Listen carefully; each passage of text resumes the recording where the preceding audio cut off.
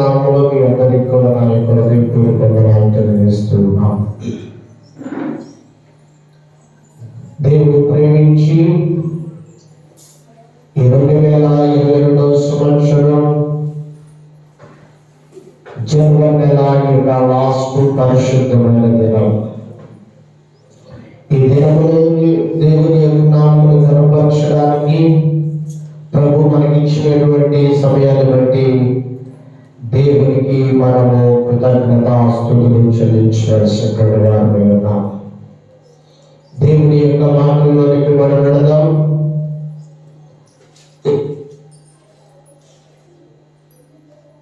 యావష్ గ్రంథము 12వ అధ్యాయము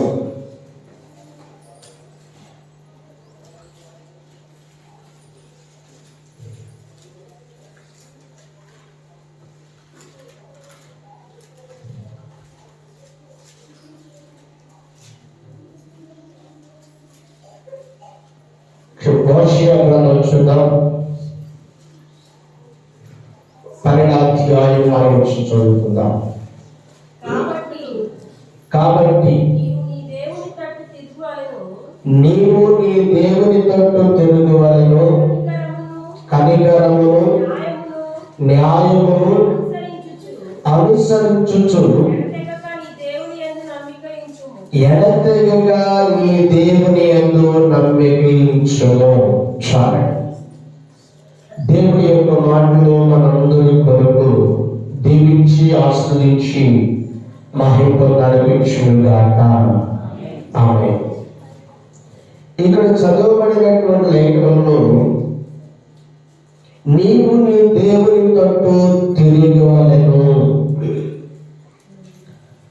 దేవుని తట్టు తిరగవలెనని దేవుడైన యెహోవా సెలవిచ్చుచున్నాడు.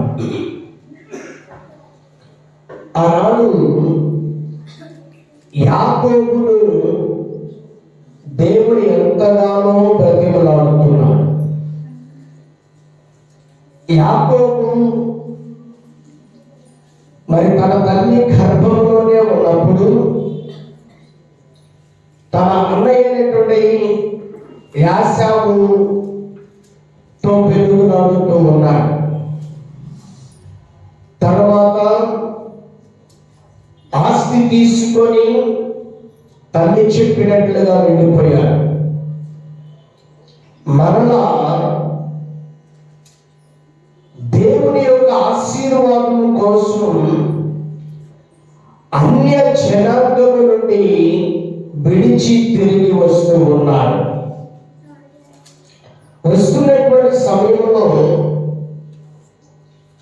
దేవుడు యాకోబును దర్శించాడు. యాకోబును దర్శించి అక్కడ యాకోబును దేవుడు ఆశీర్వదించాడు. యాకోబును దేవుడు ఆశీర్వదించిన తర్వాత దేవుడు తన యొక్క సంతానాన్ని దేవుడు దీవిస్తూ ఉన్నాడు, ఆశీర్వదిస్తూ ఉన్నాడు. యాకోబు ఇశ్రాయేలుగా మార్చబడిన తర్వాత యాకోబు దేవుని యొక్క సన్నిధిలో ఎదుగుతూ ఉన్నాడు, ఫలిస్తూ ఉన్నాడు. మనం ఈ రోజున దేవుని వైపు తిరగాలి. ఈ రోజున నీవు రక్షణ లేకుండా ఉన్నావేమో, బాప్తిసం లేకుండా ఉన్నావేమో, దేవునితో సమాధానంగా లేకుండా ఉన్నావేమో. ఈ రోజున మారు మనస్సును బాప్తిసం పొందడానికి నీవు ఒక తీర్మానం కలిగి ఉండాలి. బాప్తిసం పొందినటువంటి నీవు మారు మనస్సు పొంది దేవుని సన్నిధిలో నమ్మకముగా ఫలించేవారుగా ఉండాలి. ప్రశ్నలో నమ్మకత్వాన్ని విడిచేవారుగా ఉండకూడదు. యాకోబు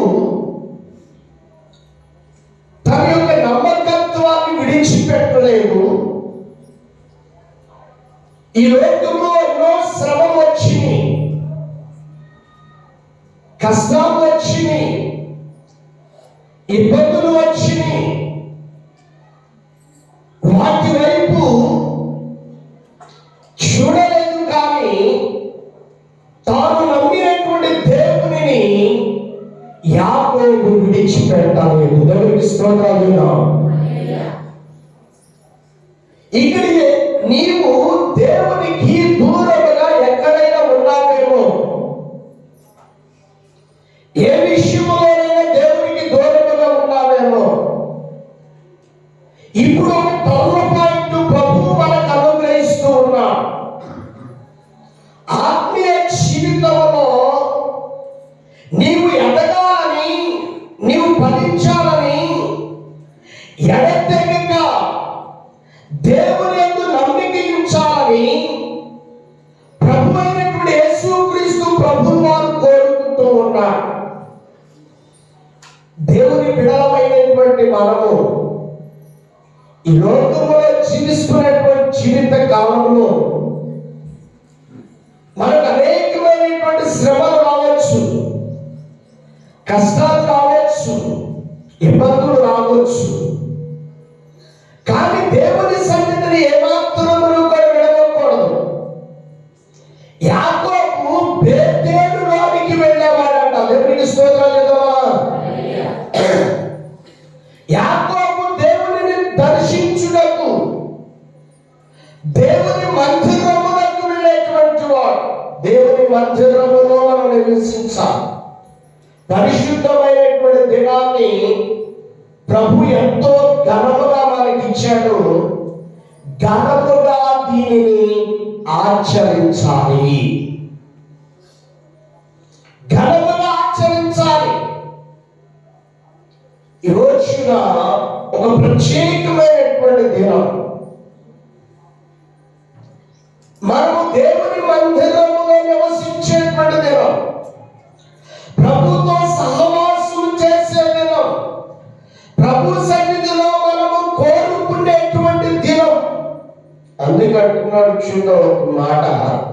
యెషయా గ్రంథం 50వ అధ్యాయం 4వ వాక్యాన్ని చదువుకుందాం. నేను నియమించిన విశ్రాంతి దినములను ఆచరించుచు నాకు ఇష్టమైన వాటిని కోరుకొనుచు నా నిబంధనను ఆధారము చేసుకొనుచున్నా షడ్డులను గూర్చి యెహోవా ఇలాగు సెలవిచ్చుచున్నాడు. నా ఇంటను నా ప్రాకారములను నా భాగము వారికి ఇచ్చెదను. కొడుకులు కూతుళ్ళు అనిపించుట కంటే శ్రేష్టమైన పేరు వారికి పెట్టుదును. కొట్టివేయబడని నిత్యమైన పేరు వారికి పెట్టుచున్నాను. దేవునికి స్తోత్రాలు చేద్దామా? ఆత్మీయ జీవితంలో ఎదిగేవారు, ఆత్మీయ జీవితంలో ఫలించేటువంటి వారు, ఆత్మీయ జీవితంలో దేవుని కొరకు ప్రయాణి ఇచ్చేటువంటి వారు, దేవునికి ప్రాధాన్యత మనం ఇవ్వాలి. దేవునికి ప్రాధాన్యత అనేటువంటిది చాలా అవసరం. దేవుని కొరకు ఒక త్యాగం అనేటువంటిది అవసరం. దేవుని యొక్క సన్నిధిలో మనము ఫలించినప్పుడు, దేవుని యొక్క నమ్మిక ఇచ్చిన మనము, నేను నియమించిన విశ్రాంతి దినములను ఆచరించుచు ఏం చేయాలంటండి? ఆశ్రయించాలి. పరిశుద్ధమైన విశ్రాంతి దినము పరిశుద్ధ దినముగా మార్చబడింది. ఈ విశ్రాంతి దినాన నీకు ఇష్టమైన పనులు చేయకూడదు. ఈ విశ్రాంతి దిన పరిశుద్ధమైన దినాన నీవు పనులకు వెళ్ళకూడదు. విశ్రాంతి దినాన నీ ఊళ్ళకి వెళ్ళకూడదు. విశ్రాంతి దినాన ఏది కనిపించుకొని చేయుటకు అవకాశం లేదు. విశ్రాంతి దినాన నీవు పని చేయించుకోకూడదు. దేవునికి స్తోత్రాలు చెప్దామా? యేసయ్య నిన్ను ప్రేమించి నీకు మంచి పేరు, శ్రేష్టమైన పేరు పెట్టి పిలవటానికి ఇష్టపడుతున్నాడు.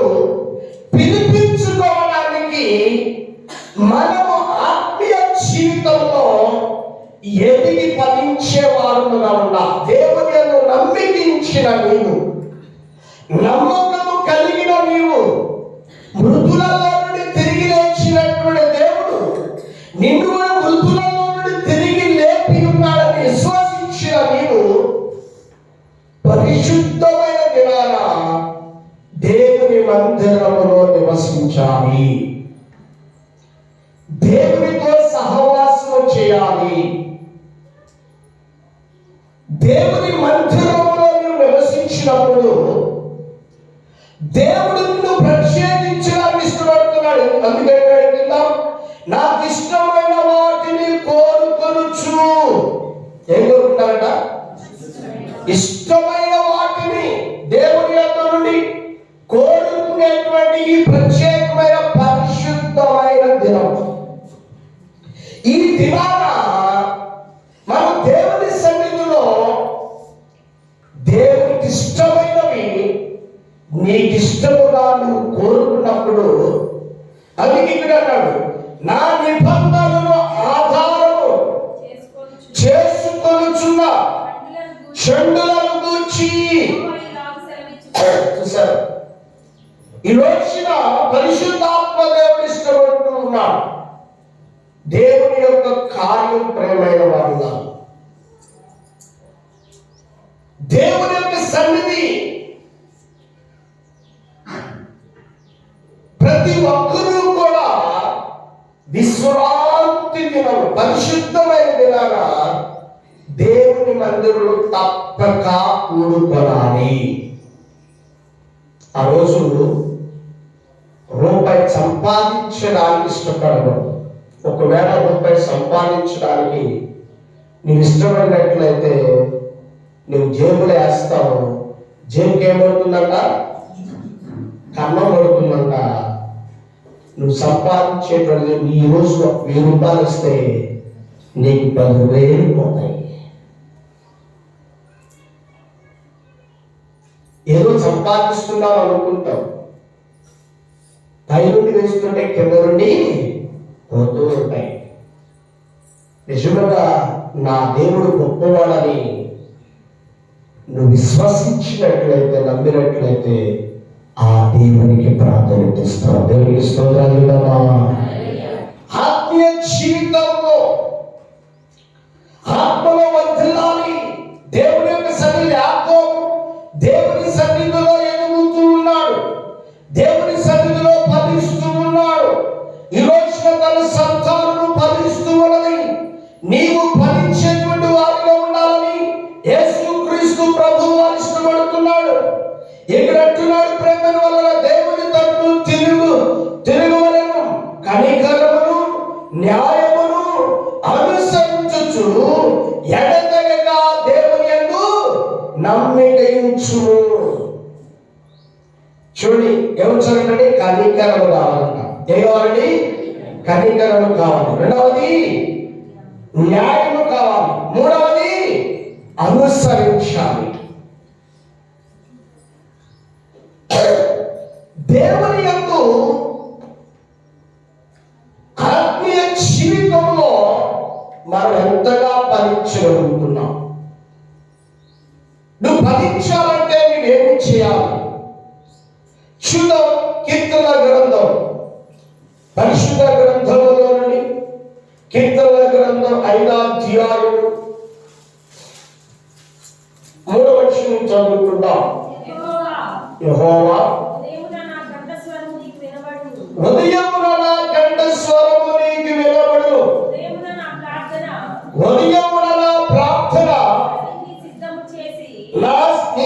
అగ్నిని సిద్ధము చేసి కాచియుందురు. చాలు.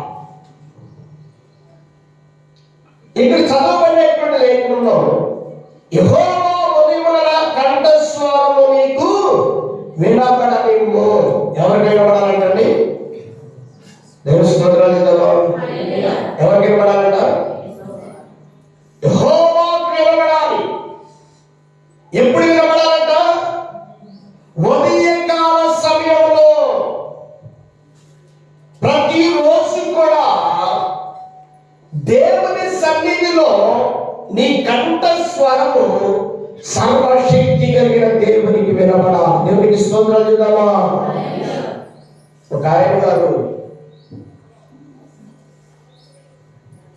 దేవుని యొక్క సన్నిధిలో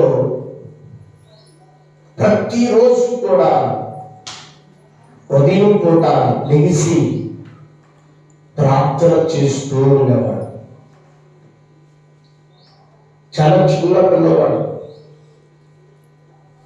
మేము 10-12 సంవత్సరాలు. ప్రతిరోజు 3 గంటలు కలిసి 6 గంటల వరకు ప్రార్థన చేస్తూ ఉండేవాడు. వారి తల్లిదండ్రులు బ్రాహ్మిన్స్. ఈ పిల్లవాడు చేసేటువంటి ప్రార్థనలు బట్టి దేవుడు 70 మంది సంతానాన్ని దేవుడు రక్షించాడంట. దేవుని స్తోత్రాలు కదా. ఎంతగా ఎదిగాడండి?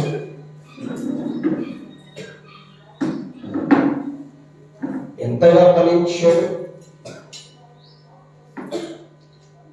నీ కంఠధ్వని దేవునికి వినబడాలి. నీ ప్రార్థన దేవునికి వినబడాలి. నీ ప్రార్థన దేవునికి వినబడినప్పుడు దేవుడు నీ కొరకు కార్యమును సిద్ధపరచడానికి ఇష్టపడుతూ ఉన్నాడట. దేవునికి స్తోత్రం కలుగును గాక. నీ కొరకు ఒక కార్యం, దేవుని కార్యమును చూచుటకు నీ కంఠధ్వని దేవునికి వినబడే ధ్వనిగా ఉండాలి. ప్రార్థన నీ స్వరాన్ని పిగిలించే వ్యక్తిగా ఉండాలి. నీ ప్రార్థన దేవుడు విని నీ ప్రార్థన ద్వారా దేవుడు నీ కొరకంట కొన్ని నిబంధనలు చేయడానికి ఆయన ఇష్టపడుతున్నాడంట. దేవునికి స్తోత్రాలు కదా. ఈ కొరకు నీ కొరకు ఈ రోజున యేసు ఏ నిబంధన కలిగి ఉన్నాడు? ఎలాంటి తీర్మానం కలిగి ఉన్నాడు దేవుడు?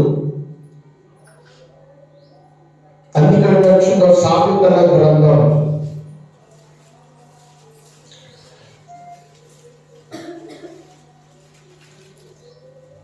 1వ అధ్యాయం 23వ వచనం చదువుకుందాం. నా గద్దింపు విని తిరుగుడి, ఆలకించుడి. నా ఆత్మను నీ మీద కుమ్మరించెదను, నా ఉపదేశమును మీకు తెలిపెదను. చాలి. ఇక్కడ చదవబడినటువంటి లేఖనంలో నా గద్దింపు, ఎవరి గద్దింపు అండి? దేవుని గద్దింపు అంట. దేవుని స్తోత్రం కలుగును గాక. దేవుని గద్దింపు, దేవుని యొక్క స్వరం, దేవుని యొక్క స్వరం నీ యొద్దకు వస్తూ ఉన్నది. దేవుని గద్దింపు నీ యొద్దకు వస్తూ ఉన్నది. ఆ గద్దింపులకు నీవు తిరిగేటువంటి వారముగా నీవు ఉండగలుగుతున్నావా? ఇక్కడ అంటున్నాడు ప్రేమైన వారా, నా గద్దింపును విని తిరుగుడి, ఆలకించుడి. నా ఆత్మ మీ మీద కుమ్మరించెదను. నా ఆత్మను ఏం చేస్తున్నానండి? మీ మీద కుమ్మరించుతాను. దేవుని యొక్క ఆత్మచేత నింపబడాలి. నువ్వు పరిశుద్ధత కలిగి ఉండాలి. నువ్వు చేసేటువంటి ప్రార్థన దేవుడు విని నీ యొద్దకు వర్తమానం తీసుకొని రావాలి. దేవుని యొక్క గద్దింపులకు నువ్వు లోబడినప్పుడు దేవుని ఆత్మ నీ మీద పనిచేస్తుందని గుర్తించాలి. దేవుని ఆత్మ నీ మీద పనిచేస్తుందా? దేవుని ఆత్మ నీలో సంచారం చేయగలుగుతుందా? దేవుని సన్నిధి నీతో ఉండగలుగుతుందా? దేవుని యొక్క సహవాసము నీతో కలిసి జీవించేటువంటిదిగా ఉండగలుగుతుందా? ఉపదేశమును మీకు తెలిపెదను. ఏం తెలుపుతాడంటే ఉపదేశమును తెలియపరుస్తాడు. దేవుని ఆత్మచేత నింపబడినప్పుడు దేవుని కార్యాలు. అందుకే పెంతెకొస్తు పండుగ దినాన దేవుని ఆత్మ దిగి వచ్చినప్పుడు అందరూ దేవుని యొక్క శక్తి చేత నింపబడ్డారట. దేవునికి స్తోత్రం కలుగునుగాక. దేవుని ఆత్మ చేత నింపబడ్డారు. యాకోబు దేవుని ఆత్మ చేత నింపబడ్డాడు. పెనుగులాడాడు, ప్రార్థన చేశాడు, కన్నీరు కార్చాడు, రోదన చేశాడు. యాకోబు దేవుని నమ్మాడు, ఆశీర్వదించబడ్డాడు. ఆ 12 మందిని కూడా 12 గోత్రాలుగా దేవుడు మార్చి ఉన్నాడు. దేవుడికి స్తోత్రాలు చెల్లిద్దామా? ఆ 12 మంది సంతానాన్ని దేవుడు విడిచిపెట్టలేదండి.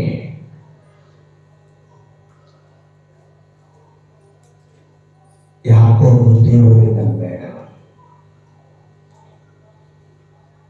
దేవుని మందిరంలో నివసిస్తూ ఉన్నాడు.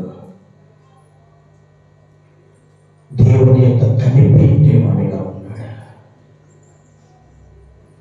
నీవు కనిపెట్టగలుగుతున్నావా?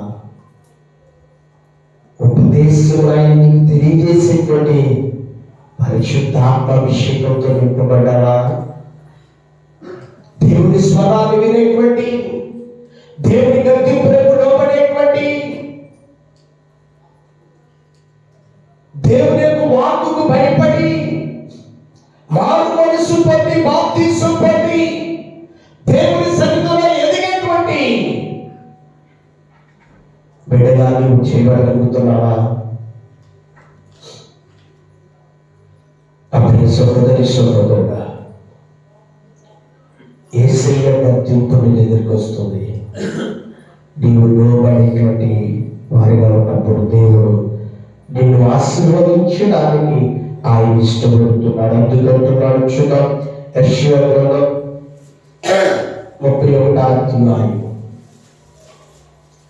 31వ అధ్యాయం 6వ వచనాన్ని చదువుకుందాం. ఇశ్రాయేలీయులారా, మీరు ఎవరి మీద విశేషముగా తిరుగుబాటు చేసేదారో ఆయన వైపు తిరుగుడి. చాలండి. చూసారా ప్రేమైన వాళ్ళు? ఇశ్రాయేలీయులారా, ఇశ్రాయేలీయులతో మాట్లాడుతున్నాడు దేవుడైన యెహోవా. ఇశ్రాయేలీయులారా, మీరు ఎవరి మీద విశేషముగా తిరుగుబాటు చేసిదరో ఆయన వైపు తిరుగుడి. ఎవరి మీద నువ్వు తిరుగుబాటు చేస్తున్నావు? ఇశ్రాయేలీయులతో మాట్లాడుతున్నాడు దేవుడైన యెహోవా.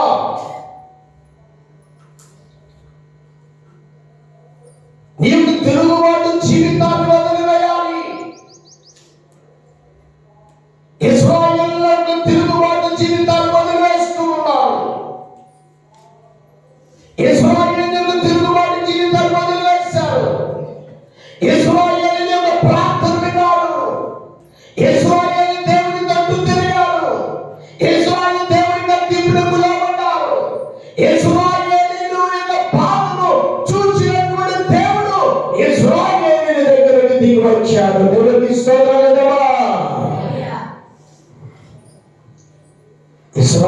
ఇలాగా ఎవరి మీద తిరుగుబాటు? మీరు ఎవరి మీద విశేషంగా తిరుగుబడుతున్నారో, తిరుగుబాటు స్వభావం,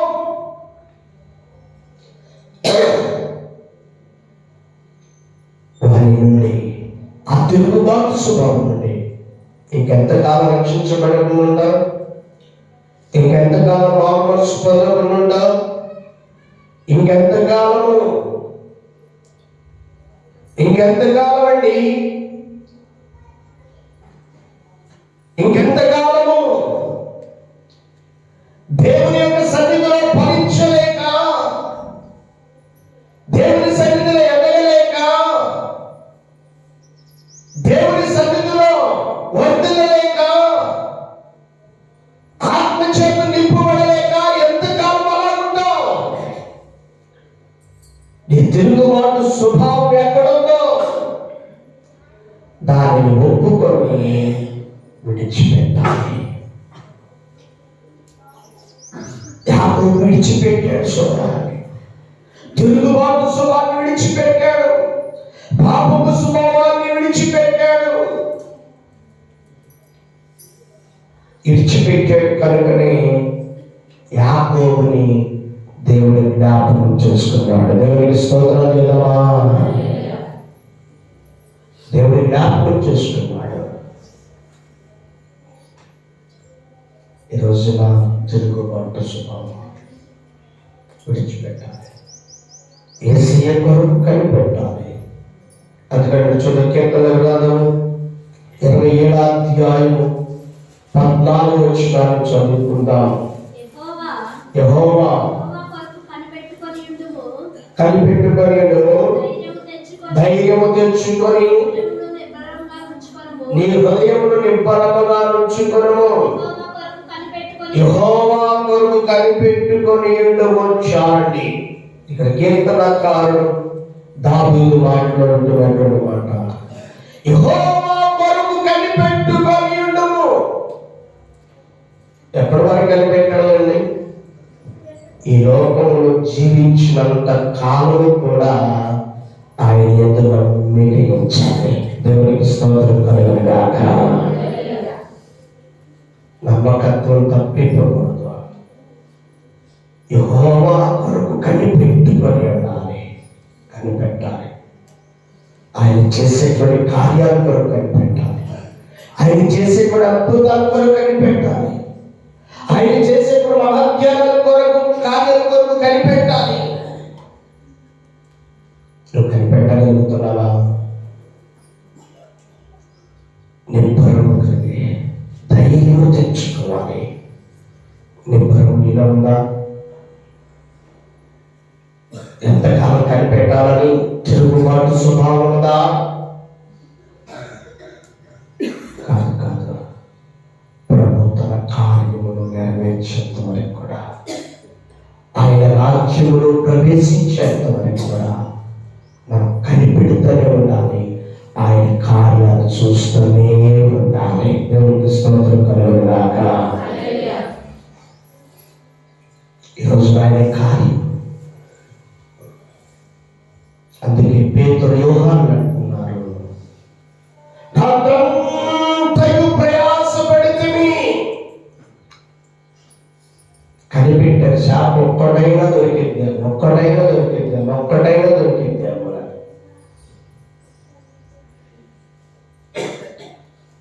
రాత్రంతా ప్రయాసపడ్డారు, ఏమీ దొరకలేదు. ఎందుకని దొరకలేదు అంటే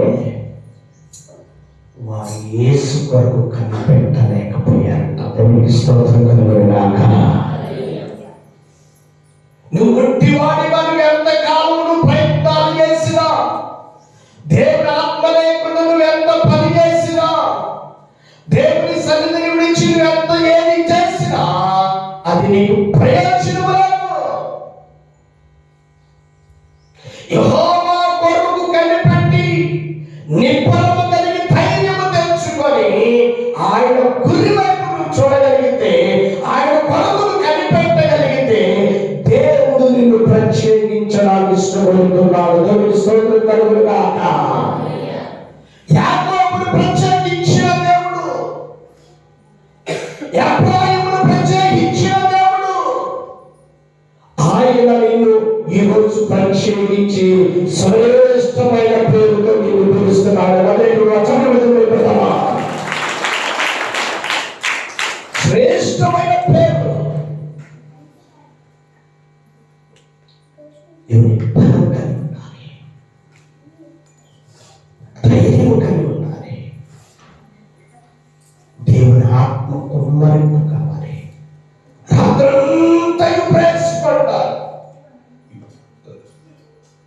రాత్రంతయు ప్రయాసపడ్డారు. ప్రయాసపడి ఏమీ దొరకలా.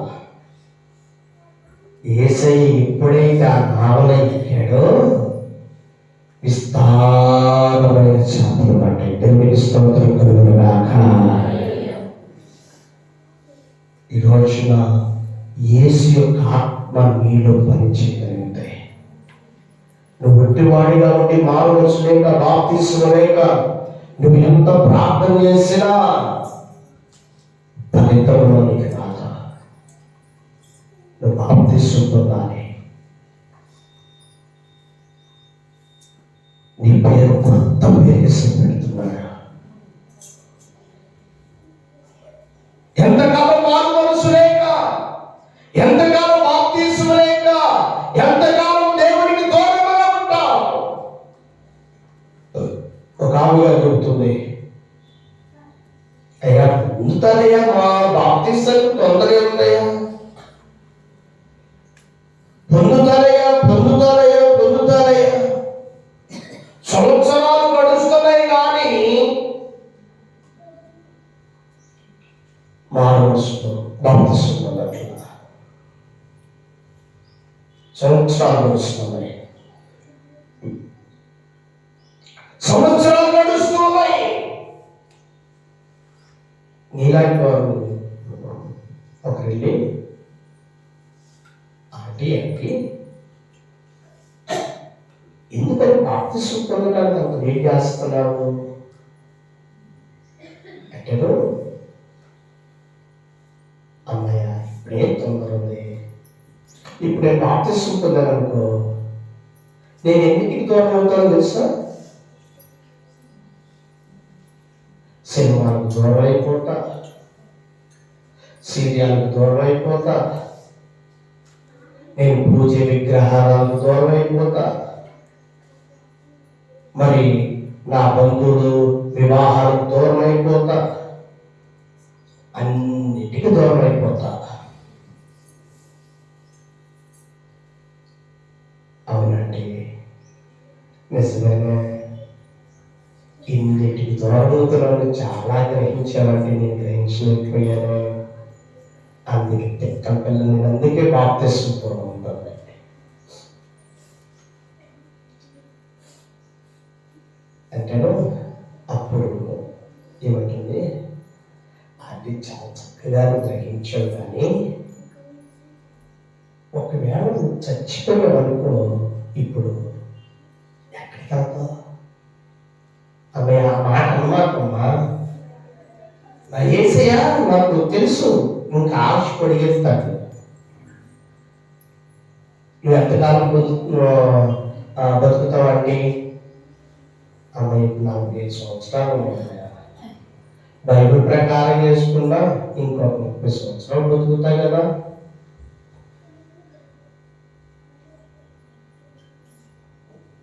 అంటే యేసు గొప్పవాడా కాదా?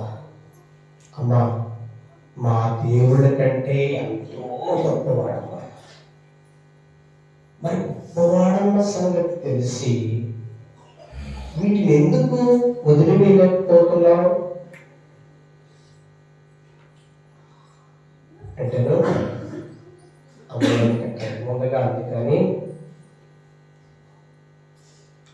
ఒకవేళ యేసయ్య ఇప్పుడు వస్తే నీ పరిస్థితి ఏంటి? యేసయ్య ఇప్పుడు వస్తే నీ పరిస్థితి ఏంటి అంటే, ఒకవేళ విషయాన్ని చెప్పింది. ఒక యవనస్తురాలు